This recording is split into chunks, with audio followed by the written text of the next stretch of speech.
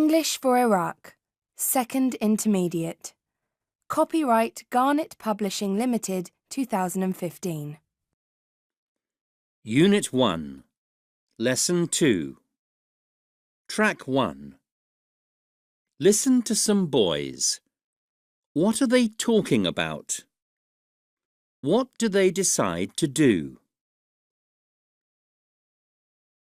Hey, Osama, look at this. What is it? A magazine from the girls' school. It's really interesting. Why don't we start a magazine? I don't know. It'll be a lot of hard work. Well, if you're not interested, Lyth will be. Lyth, have you seen this magazine from the girls' school? Yes, I have. Good, isn't it? Why don't we start one? You see, Osama, I told you. Oh, but it'll be too much work. Oh, come on, Osama. It'll be fun. Oh, all right. Maybe. But who'll decide what goes into the magazine? We'll need an editor. Just a minute. Muzzin, you're good at English. Why don't you be the editor? You're good at English too, Lyth. But I want to be a reporter. I think you'll be a good editor, Muzzin. Don't you, Osama? Yes, great, fantastic. Muzzin is really good at English, and he's good at telling people what to do. Exactly. Come on, Muzzin. Oh, all right then. I'll be the editor. And you want to be a reporter, Lyth? Yes. Can I be a reporter too? Of course. You write very well. But I thought you didn't want to be a reporter. Well, you know. Right. We have an editor and 2 reporters. That's a good start. Now, what sections shall we have? There's a list in the girls' magazine. We don't want all these, do we? No. There are too many. Let's have articles about the school. I agree. But can't we have some articles about things outside the school, like the interview?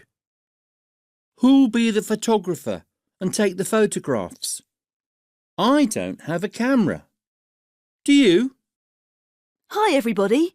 What are you talking about? Hi, Tarek. Tarek, you have a camera, don't you? Yes, and I'm a good photographer. Why? Unit 1, Lesson 4. Track 2. Meet a local personality. This month, we talked to Jack James. He runs Pizza Cabin, the well-known Italian takeaway and cafe in the high street. I'm sure we've all been there many times with our families. How long have you worked at Pizza Cabin, Mr. James? I've worked in the cafe for 10 years, but I've lived in Ashby since I was born. Do you enjoy your work? I enjoy some parts of my work. I don't enjoy cleaning up when the cafe closes. What do you like doing in your spare time? I love painting. What things do you dislike doing? I don't like washing up. I have to do that at work. And I hate gardening. It's very hard work. But we have a beautiful garden because my wife loves gardening. What kind of people do you like and dislike? I really like people who are polite and ask for things nicely. I don't like people who are impolite and shout. What's your favourite food? Italian food, of course. Pizzas and pasta. But I also like some English food, like fish and chips. What's your favourite TV programme? I watch all the programmes about cooking. My favourite one is A Taste of the Sea. I always learn something. Do you have any suggestions for making the town better? There are too many cars in the town centre. Why don't they build a ring road? Unit 1, Lesson 7. Track 3. Check your answers. Story 1. 1A. 2A. F 3E 4B 5D 6C 7G. Story 2 1A 2G 3B 4E 5C 6D 7F 8H. Track 4. One day last week, my mum and I were out shopping in town. We were looking for a present for my uncle, so we went to a gift shop. Mum saw a really nice mug on the shelf. "That's nice," she said. "Your uncle will like that. He drinks lots of tea." I picked it up to look at the price and spilled hot coffee all over my dress. It was the shop assistant's own mug. I was so embarrassed that I nearly died. Last week, my dad took my sister and me to the museum. We were looking at an old car, and I wanted to ask Dad something.